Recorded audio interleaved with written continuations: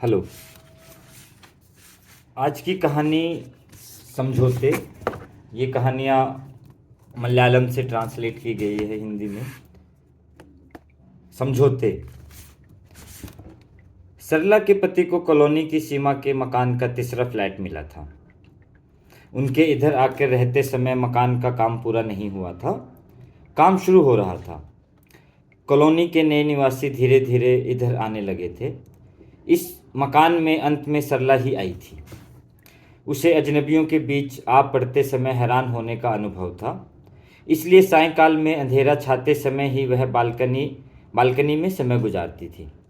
अधूरे मकानों को देखते समय उसे अजीब अनुभव होता था। वह पति से कहती थी कि उसे सदियों से निर्मित किसी संस्कृति के बीच खड़ा होने जैसा लगता है। शाम को काम खत्म करके मजदूरों के जाने के बाद कॉलोनी में निद्रा की निर्वता सी छा जाती है। बहरहाल संध्या के बाद सारा शोर शराबा सरला के फ्लैट वाले मकान के पीछे था। कॉलोनी के मजदूर उधर ही झुंड के झुंड झोपड़ियां बनाकर रह रहे थे। कॉलोनी की शालीन और परिष्कृत खामोशी के विरुद्ध उस हिस्से में शराबियों के झगड़े और कोलाहल, बच्चों की चीख चिल्लाहट आदि सुनाई देते थे। सरला जिस दिन मकान में आई थी, उसने किसी भी निवासी ने उस ओर खिड़कियां भी नहीं खोल रखी थी। निवास बदलते समय मदद करने के लिए सरला के पति का स्टेनो आया था। उसने सरला से कहा था, भाभी, पीछे वाले शयन कक्ष की खिड़कियां बंद कर दो, उधर गंदे मजदूर लोग ही रहते हैं। कॉलोनी के काम की पूर्ति तक वे उधर ही रहेंगे। उसके प्रत्युत्तर में सरला ने कुछ नहीं कहा। औपचारिकता से जरा मुस्काई। एक पढ़ी लिखी और संस्कार संपन्न स्त्री को कैसे सोचना है, इस बात पर सरला ने पहले ही एक रवैया अपनाया हुआ था। तीसरी मंजिल पर खड़े होकर देखते समय झोंपड़ी के निवासियों के प्रति उसके मन में कुछ हमदर्दी हुई थी। उस हमदर्दी पर उसे गौरव भी महसूस हुआ था। दिन गुजरने लगे तो कॉलोनी के जीवन से वह उबने लगी। कॉलोनी में नए निवासी आने लगे तो कई अपरिचित एवं अघोषित नियम भी कायम होने लगे। सीनियर अफसरों के घरों में जूनियर अफसरों की पत्नियों को 2-3 बार जाना चाहिए, तभी वे उनके घर भी आएंगे। सीनियर अफसरों के घर में जूनियर अफसरों के बच्चों को नहीं खेलना चाहिए। असल में सरला को इन सब की जानकारी दूसरों से मिली। जानबूझकर उन सब बातों का उल्लंघन करने के लिए वह तैयार नहीं हुई। कॉलोनी जीवन की अनिवार्य शर्तों के रूप में सरला ने इसे मंजूर कर लिया था, किंतु ऐसे समझौतों में उसे हमेशा भारी अकेलापन और आत्मनिंदा की भावना महसूस हुई थी। होले होले काली परछाई से उतर आने वाली भीगी बिल्ली के समान इन समझौतों से उसके मन में अकेलापन घुस रहा था। इस बात के बारे में वह सजग थी। पीछे वाले कमरे की खिड़की को पूरा खोलकर वह इस स्थिति से बच गई थी। पीछे वाले भाग में मटमैले, कमर में काला धागा बांधे बच्चे जोर से हंसकर सारी सीमाओं को तोड़कर दौड़ते खेलते रहते।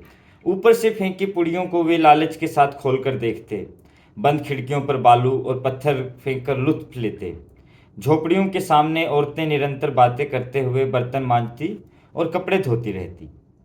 कॉलोनी में सरला का कोई परिचित आदमी नहीं है तो ऐसी बात नहीं। वे पुराने परिचय दरार पड़े कांच के गिलासों के समान थे। निचले फ्लैट की मिसेज नायर, सामने वाले फ्लैट की नीता मेहता, ऊपर के फ्लैट की शांति मल्होत्रा पखवाड़े में कम से कम एक बार सरला के फ्लैट में आती थी। बच्चों के अंक, उनकी होशियारी,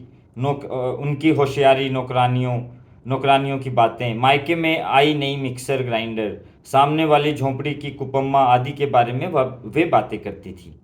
उनकी बातों से ही सरला ने कुपम्मा के बारे में पहली बार सुना था। गाढ़े काले रंग की तीक्ष्ण सौंदर्य से युक्त कुपम्मा ऊपर उठने वाली, जीवन में झाग जैसी ऊंचाई में फूटने वाली मादक हंसी। हर रोज सांझ को कुमलाए जूही के फूलों से बाल सजाकर, लाल फीते से बाल बांधकर, पान चबाकर होठों को लाल बनाए, कांच के कंकण हिलाकर कुपम्मा कंक्रीट के मकानों और लंबी पंक्ति की झोंपड़ियों के बीच गंभीरता से खड़ी रहती, हिलती और पिघलाती लपटों के समान। कुपम्मा के बारे में हर नई खबर सुनते समय सरला को उसे पहली बार देखने का मौका याद आया। उस दिन घर के पीछे कुछ खलबली हुई थी। उसकी आवाज़ सुनकर सरला शयन कक्ष की खिड़की के पास आई। कुपम्मा की झोंपड़ी के सामने एक दुबली पतली पीली पड़ी औरत खड़ी है। उसके हाथ में एक बच्चा है। वह कुपम्मा को जोर से गाली दे रही है। सरला ने सोचा कि अभी एक झगड़ा मच जाएगा, किंतु उस औरत की गालियां बंद हो गई। चीख चिल्लाहट के बीच कुपम्मा को काफ़ी देर तक शाप देती रही। उस मकान के सारे निवासी समान ढंग से कुपम्मा से डरते रहे। उसके प्रति सरला का रवैया परहेज और आकर्षण मिश्रित था। वह सिक्कों को लेने देने के हल्के भाव में गाली गलौज देने वाली है। वह किसी की परवाह किए बिना अकड़ के साथ जीवन बिताती है। इस आदत ने उसके बारे में पुनः सोचने के लिए सरला को प्रेरित किया। ऐसी गालियां और हिम्मत सरला की पहुंच के बाहर की बातें थी। लिहाजा अनहोनी काम करने की प्रवृत्ति को देखने में उसे दिलचस्पी थी। पीछे की खिड़की खोले रहकर और कुपम्मा की बातें सुनकर ही उसने इसका अनुभव किया। इस मकान के निवासी दोपहर के खाने के बाद बहस करते थे।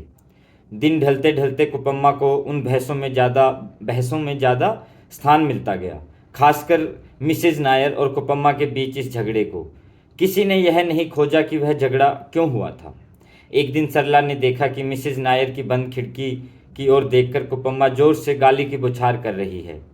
ऊपर वाली खिड़कियों के चेहरे दिखाई पड़े तो 2 कदम पीछे हटकर दानवी रोष से कुपम्मा चिल्ला उठी, तुम्हारी जैसी महारानियों के पति लोग ही सांझ होने पर मेरी ओर पधारते हैं, किसी को इतना कहने को नहीं है। खुली खिड़कियां उसी जल्दबाजी के साथ बंद हो गई। उसके बारे में फिर किसी ने कुछ नहीं कहा, किंतु 1 हफ्ते बाद मिसेज नायर आई तो किसी घटना का जिक्र न करके सारी बातें स्पष्ट बताई। मेरे बेटे वीनू की आयु 20 हो रही है। वह अब भी लड़का है, उसे कुछ नहीं आता है। इस प्रकार की औरतें उधर रहेंगी तो एक बात और, नीता मेहता की लड़की है ना, किसी बात में कम नहीं है, किंतु वीनू को जाल में फंसाने के लिए उतावली है। नीता मेहता की फरियाद कुछ और थी, मेरी बेटी बड़ी हो रही है। ऐसी औरतों को देखकर वह बढ़ जाती है तो फिर उस मिसेज नायर का बेटा इधर या उधर ही देखता रहता है। सरला का सौभाग्य है इस प्रकार की झंझटें नहीं हैं। उसके प्रत्युत्तर में सरला गर्व और अभिमान के साथ मुस्कुराई। कुपम्मा के बारे में सोचकर कभी सरला को माथापच्ची नहीं करनी पड़ी। सरला की खुली खिड़की को कुपम्मा ने सद्भाव का निशाना माना।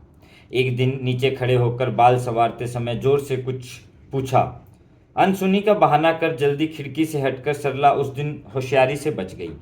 उसे डर था कि कदाचित उम्र से शांति मल्होत्रा ने यह दृश्य देखा होगा। उसके बाद शांति मल्होत्रा से मुलाकात हुई। तब उसने और बातों के बारे में ही पूछा। कुपम्मा के घर में ताड़ी बनाने की घटना की तलाशी के लिए कांस्टेबल ने खलबली मचाई और फिर काफ़ी देर बाद ही वापस गया। स्थानीय गवर्नमेंट स्कूल के अध्यापक को उधर देखा।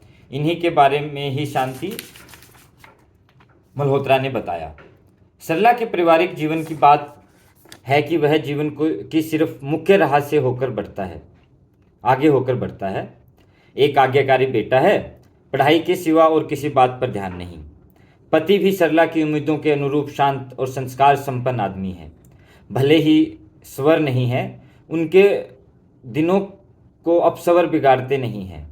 इन सारी बातों के बारे में सोचकर ही शनिवार की उस दोपहरी को ईर्ष्या से चमकने वाली नीता मेहता की आंखों की ओर देखकर सरला अभिमान और गर्व के साथ मुस्कुराई थी। लाल चेहरा लेकर संदेह से पति जल्दी ही कमरे से बाहर चले गए तो सरला अकस्मात निस्पंद मन से धीरे से खिड़की की ओर चली गई। कुपम्मा बाहर से नल के समीप शर्म के बिना नहा रही थी। रक्त में समाई हुई कोई चीज सरला में जाग उठी। एक प्राकृतिक आवेग ने बंधनों को तोड़कर मन को दबा दिया। तब सरला की जिह्वा पर वे सस्ते शब्द फूट कर दब गए जिनका प्रयोग कुपम्मा सिक्कों के सामने करती थी। दुस्साहस, कोप और निस्सहाय निंदा से सरला ने खिड़कियां बंद कर दी। आवाज़ सुनकर कुपम्मा ने ऊपर देखा। उसके भीगे चेहरे पर नथनी और अधो वस्त्रों में रश्मियां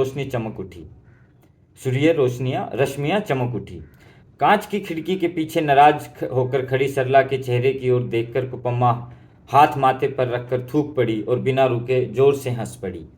सरला को लगा कि पान खाकर बनाई गई उस बेरोक हंसी से कठोर परिहास के छींटे पड़कर उसकी खिड़की के कांच पर निरंतर धब्बे के समान पड़े हुए हैं। इसे डॉक्टर आरसू ने अनुवाद किया है and this is written by Ashita. Thank you.